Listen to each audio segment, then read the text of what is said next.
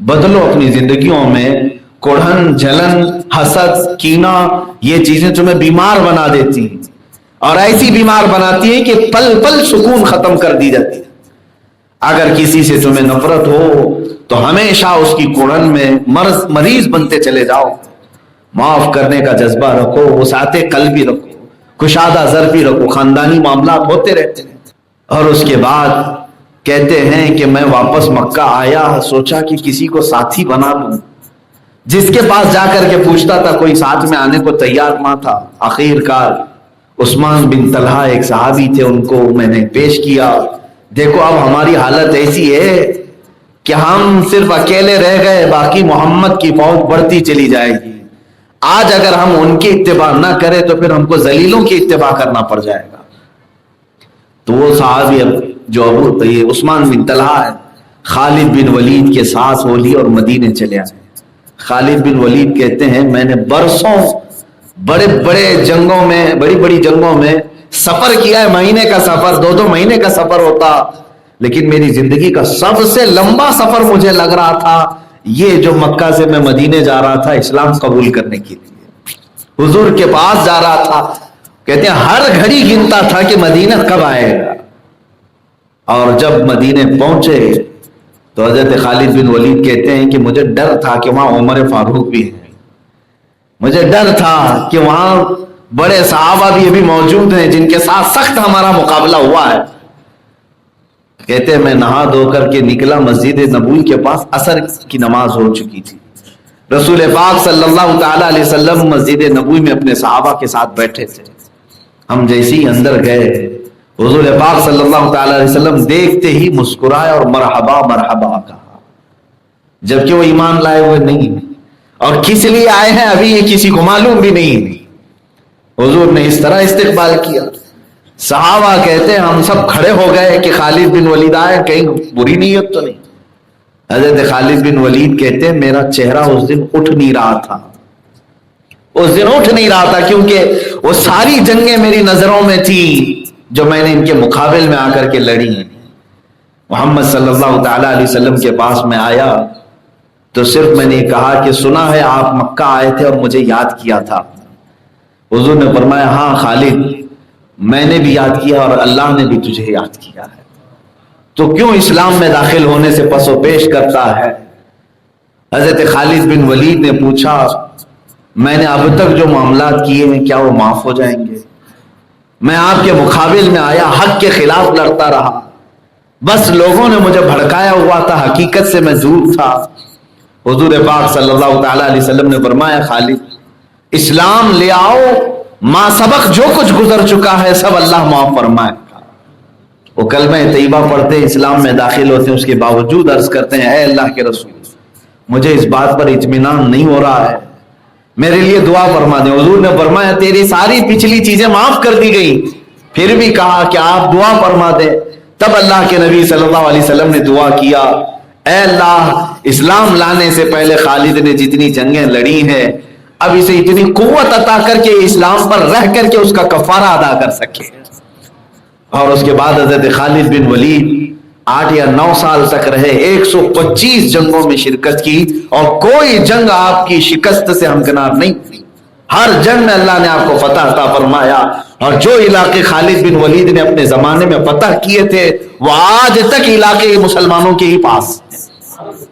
دعا تھی رسول پاک صلی اللہ علیہ وسلم۔ یہ آپ کے اسلام لانے کا واقعہ میں نے اس لیے عرض کیا کہ جو رسول پاک صلی اللہ تعالی علیہ وسلم بردباری اس قدر ہے کہ جو ہمیشہ جنگوں میں مقابل رہا، ایک نہیں ہے کئی ہیں، ابو سفیان ہیں، عمرو بن عاص ہیں، اکرمہ بن ابو جہل ہیں، ابو جہل کے بیٹے اکرمہ، یہ سب آئے ہیں دائرہ اسلام میں۔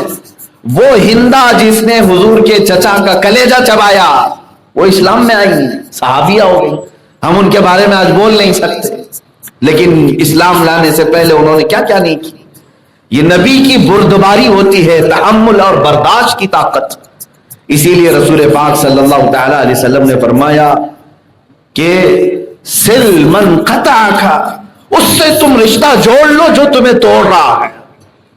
حضور اکرم صلی اللہ تعالی علیہ وسلم کی حدیث جس سے پورا معاشرہ ہمارا مربوط ہے اور یہاں تک کہ وعید بھی میرے آقا نے فرمایا جو رشتوں کو توڑتا ہے وہ جنت کی خوشبو بھی نہیں سونگھ سکتا. یعنی جس کے اندر اپنے بھائیوں کو، اپنے بہنوں کو، اپنے رشتہ داروں کو معاف کرنے کی قوت نہیں ہے. بہت سارے معاملات ہوتے ہیں، غصے میں لیے ہوئے فیصلے تمہاری کئی زندگیاں خراب کر جاتی ہیں. لیکن معاف کرنے کی اگر تمہارے اندر سکت نہیں ہے تو میرے آقا صلی اللہ علیہ وسلم نے فرمایا جو دنیا میں معاف نہیں کرتا کل قیامت کے دن وہ معاف نہیں کیا جائے گا. تم اپنے رحمان سے جس بات کی امید رکھتے ہو کہ اللہ میرے ہر گناہ کو معاف کرے، تم اپنے لیے جب یہ چیز امید رکھتے ہو تو اپنے ماتحت جو ہے ان کو معاف کرنا سیکھو.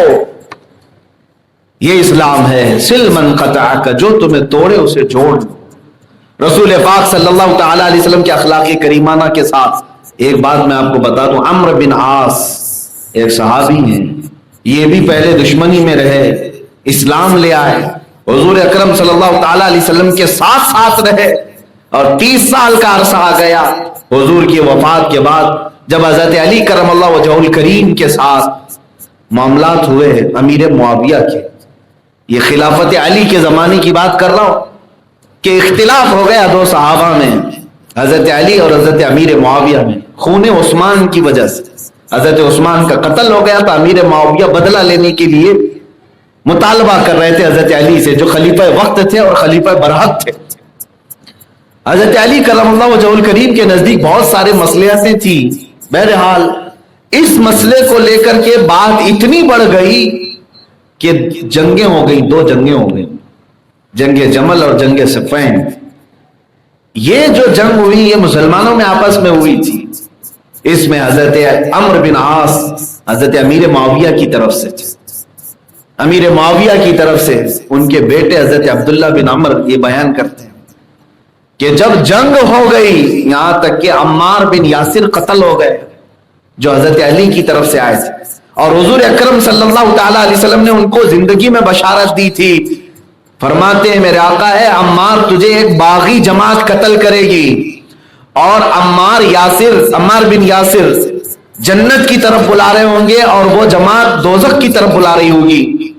اور اسی جنگ میں وہ قتل ہو گئے جنگ صفین. تو حضرت عبداللہ اپنے باپ سے کہتے ہیں عمرو بن عاص سے کیا آپ نے حضور کی حدیث نہیں سنی تھی؟ دیکھو حضرت علی کی طرف سے آئے تھے اور وہ قتل ہو گئے، اب تو باز آ جاؤ، ان تمام چیزوں کو چھوڑ. بہرحال وہ جنگ آپس میں صلح مصالحت کے بعد ختم ہو گئی، پھر کبھی نہیں ہوئی. لیکن حضرت عمرو بن عاص کہتے ہیں اب سنیے غصے میں لیے ہوئے فیصلے، ایگریسو ہو کر کے اتنے بڑے جو معاملات ہو. عمرو بن عاص کہتے ہیں ایک وقت تھا میں کفر پر تھا اور اس کے بعد اللہ نے ہدایت دی، میں اسلام میں آیا. وہ سب سے اچھے دن تھے، حضور پاک صلی اللہ تعالی علیہ وسلم کے ساتھ رہا. پھر ایک زمانہ ایسا آ گیا کہ حضرت علی اور امیر معاویہ میں معاملات ہوئے تو میں امیر معاویہ کے ساتھ کھڑا رہا معاملات کو دیکھتے ہوئے، اور جنگ تک کی نوبت آئی. عمرو بن عاص کہتے ہیں کاش یہ دن آنے سے پہلے میں مر گیا ہوتا. ہر دن یہ بات کرتے تھے، ہر دن یہ بات کرتے تھے، کاش مسلمانوں کی آپس کی جنگ دیکھنے سے پہلے میں دنیا سے چلا گیا ہوتا. یہی بات ام المومنین عائشہ صدیقہ بھی فرماتی تھی کہ کاش یہ جنگوں کے ہونے سے پہلے میں دنیا سے چلی گئی ہوتی. میرے عزیزوں کبھی کبھار زندگیاں تمہیں سخت بنا دیتی، حالات اس طرح لے آتے ہیں کہ تم سختیوں میں اپنی بہنوں کو نکال دیتے ہو، اپنے بھائیوں کو نکال دیتے ہو، اور پھر ایک دور گزر جاتا ہے، اس کے بعد پچھتاوا تو آتا ہے. کچھ لوگ پچھتاوے کے بغیر مر جاتے ہیں انہیں دشمنیوں میں. حضور اکرم صلی اللہ تعالی علیہ وسلم نے انہی کے متعلق فرمایا کہ جو اپنے بھائی کو معاف نہیں کر سکتا کل قیامت کے دن وہ میری شفاعت کے لیے نہ آئے، میری شفاعت کے قریب نہ آئے. حضور اکرم صلی اللہ تعالی علیہ وسلم کی اس حدیث کی بنیاد پر میں یہ عرض ضرور کروں گا. ہمارے پاس کتنے ایسے لوگ ہیں جو شکایت کرتے ہیں، بہنیں ہیں جن کے بھائی ان سے روٹے ہوئے ہیں، گھروں سے باہر رکھے ہوئے. کئی بہنیں یہ صرف خواہش کرتی ہیں کہ اب ماں باپ بھی نہیں رہ گئے، بھائی ایک مرتبہ محبت سے ہمیں بلائے، بات کرے. نہیں ہوتا. یہ قطع رحمی یعنی رشتوں کو توڑ کر کے رکھنا اور معاف نہ کرنے کا جذبہ. میرے عزیزوں آپ امت محمدیہ میں رسول پاک صلی اللہ تعالی علیہ وسلم کے اخلاق کی کریمانہ سب سے اعلیٰ اخلاق ہے، سب سے اعلیٰ اخلاق ہے. انہی اخلاق کریمانہ نے لوگوں کے دل جیت لیے۔ مکہ والے جب گرفتار ہو کر کے آئے فتح مکہ کے دن، حضور نے ان سے پوچھا تم میرے بارے میں کیا گمان رکھتے ہو؟ تو مکہ والوں نے صرف اتنا ہی کہا تھا انت کریم ابن کریم، آپ شریف ہیں، شریف کے بیٹے ہیں، آپ کے باپ بھی شریف، آپ بھی شریف، آپ کا خاندان شریف ہے۔ تو صحابہ اس دن نعرہ لگا رہے تھے، اس دن الیوم یوم الزحمہ یوم الملحمہ، صحابہ کہہ رہے تھے آج تو ٹکڑے ٹکڑے کرنے کا دن ہے، آج گوشت کے چھیتڑے اڑیں گے۔ آج صحابہ اعلان کر رہے تھے، کیونکہ برسوں سے یہ لوگوں نے پریشان کیا تھا مکہ والوں۔ میرے آقا صلی اللہ تعالی علیہ وسلم اپنی اونٹنی پر سوار ہوتے ہیں، مکہ والے قیدی تھے، اس دن قیدی تھے، 10,000 صحابہ کے لشکر کے بیچ میں کھڑے تھے۔ اس دن وہ سر نہیں اٹھا رہے تھے مکہ والے۔ اللہ کے نبی صلی اللہ تعالی علیہ وسلم نے فرمایا الیوم یوم الرحمہ اذهبوا انتم الطلقاء، آج کا دن رحم کرنے کا دن ہے، جاؤ تم سب کے سب آزاد ہو۔ یہ حدیث پاک میں ہے، یوسف علیہ السلام بنی اسرائیل کے نبی اپنے سگے بھائیوں کو کنویں میں ڈالنے کے بعد پھر معاف کرتے ہیں۔ محمد صلی اللہ علیہ وسلم رحمت للعالمین ہے، اپنی امت کو کیوں نہ معاف کرے؟ میرے عزیزوں، انبیاء کرام علیہ السلام کی یہ زندگیاں ہمارے لیے درس عبرت ہوتی ہیں۔ بدلو اپنی زندگیوں میں کڑھن، جلن، حسد، کینہ، یہ چیزیں تمہیں بیمار بنا دیتی ہیں، اور ایسی بیمار بناتی ہیں کہ پل پل سکون ختم کر دی جاتی ہے۔ اگر کسی سے تمہیں نفرت ہو تو ہمیشہ اس کی کڑھن میں مریض بنتے چلے جاؤ۔ معاف کرنے کا جذبہ رکھو، وسعت قلبی رکھو، کشادہ ظرفی رکھو۔ خاندانی معاملات ہوتے رہتے ہیں، کچھ لوگوں کو دیکھا ہے ہم نے، غصے میں لیے ہوئے معاملات کتنی دور تک جاتے ہیں۔ آج ایک صاحب ہیں، ان کی عمر تقریباً 40 سال کی ہوگی، ان کے باپ بھی موجود ہیں، ان کی عمر بھی تقریباً 70 کے قریب ہے۔ باپ جو موجود ہے بڑھاپے کو پہنچے ہوئے ہیں، انہوں نے جو 40 سال کی عمر کے، وہ کہتے ہیں کہ میری زندگی میں ایسی سخت کٹھنائیاں آئی ہیں۔ وہ اپنا واقعہ بیان کر رہے تھے کہ آج میری عمر 40 سال کی ہے، میں پچھلے 35 سال سے کشمکش میں ہوں۔ کہا کس بات کی؟ کہا میری ماں ایک طرف ہے، میرے باپ ایک طرف ہے، دونوں اچھے لوگ ہیں، آج بہت اچھے اخلاق والے، میری ماں بھی اور میرے باپ بھی، لیکن دونوں کی طلاق ہوئی تھی۔ میں 5 سال کی عمر کا تھا۔ کہا طلاق کس بارے میں ہوئی تھی؟ صرف اور صرف کھانا پکانے کے معاملے کو لے کر آپس میں جھگڑا ہو گیا گھر میں۔ ہوتا ہے کبھی۔ ماں نے الٹے جوابات دیے، باپ کو برداشت نہیں ہوا، اس وقت انہوں نے غصے میں آ کر کے جو فیصلہ لیا، وہ پچھلے 35 سال سے میں بھی جھیل رہا ہوں۔ میری ماں ایک طرف ہے، میرا باپ ایک طرف ہے۔ عزیزہ نے گرامی، تمہیں پتہ نہیں ہے یہ فیصلے کتنے لوگوں پر اثر کر جاتے ہیں، اولاد پر بھی، رشتہ داروں پر بھی، بہت سارے لوگوں پر۔ کیا آپ نہیں دیکھتے کہ آپس میں دشمنیاں جب بڑھ جاتی ہیں تو تمہارے کزن بھی تمہارے دشمن بنتے چلے جاتے ہیں، نسل بھی تمہاری دشمنی میں چلتے لگ جاتی ہے۔ داداؤں میں لڑائیاں ہوئی تھی، اب پوتے بھی لڑنے لگ گئے ہیں۔ لمحے نے خطا کی تھی، صدیوں نے سزا پائی۔ یہی معاملات، اسی لیے فرمایا مولا علی کرم اللہ وجہہ الکریم نے کہ انسان کو اگر اچھے اخلاق اور برے اخلاق والا دیکھنا ہے تو اسے خوب غصے میں لے آؤ، اور پھر دیکھو اگر وہ اول فول بکتا ہے تو اس کے اندر شرافت نہیں، اور غصے پر کنٹرول کر کے اچھے اخلاق پیش کرتا ہے تو وہ عالی نسب بھی ہے، اعلیٰ اخلاق والا بھی ہے، وہ نبوت کے اخلاق اسے ملے ہوئے ہیں۔ اس چیز کو سیکھو۔ مولا علی کرم اللہ وجہہ الکریم سے پوچھا گیا سب سے بڑا بہادر کون ہے جو کتنے لوگوں کو پچھاڑ دے؟ آپ نے فرمایا انسانوں کو پچھاڑنے والا نہیں، اپنے نفس کو اور اپنے غصے کو پچھاڑنے والا دنیا کا بڑا طاقتور آدمی۔ یہ مسلمان کے اخلاق میں سے یہی چیز داخل ہو جائے کہ ہم معاف کرنا سیکھیں، ایک دوسرے کو برداشت کرنا سیکھیں۔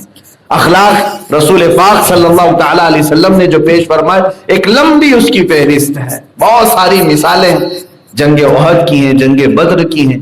جنگ بدر میں بھی جو لوگ قیدی ہو کر آئے تھے، حضور اکرم صلی اللہ علیہ وسلم نے انہیں نہ قتل کیا، نہ جلایا، نہ مارا، بلکہ انہیں بھی آزاد کرنے کا حکم دیا۔ یہ اسلام ہے جس میں امن اور وسعت زیادہ ہے ایک دوسرے کو۔ سرکار مفتی اعظم ہند رضی اللہ تعالیٰ عنہ کی متعلق میں یہ پڑھ رہا تھا کہ آپ ہمیشہ امت کو جوڑ رکھنے کی فکر میں اپنی وسعت کا اظہار فرماتے، یہاں تک کہ جنہوں نے آپ کے فتوے سے اختلاف کیا تھا ان کے ساتھ بھی آپ کے تعلقات خوشگوار رہے زندگی بھر۔ یہ اور بات ہے کہ میں آپ کو بتا دوں، امام احمد بن حنبل اور حضرت علی مدینی دو بزرگ ہیں، آپس میں ان کے اختلافات تھے۔ کس پر؟ ایک حدیث کے معاملے میں لے کر کے اختلاف تھا۔ احمد بن حنبل یہ بھی بڑے محدث ہیں جنہیں 5 لاکھ حدیثیں یاد ہیں، امام بخاری کے استاد ہیں شیخ علی مدینی، یہ دونوں اپنے وقت کے بڑے محدث، اختلاف تھا دونوں کا۔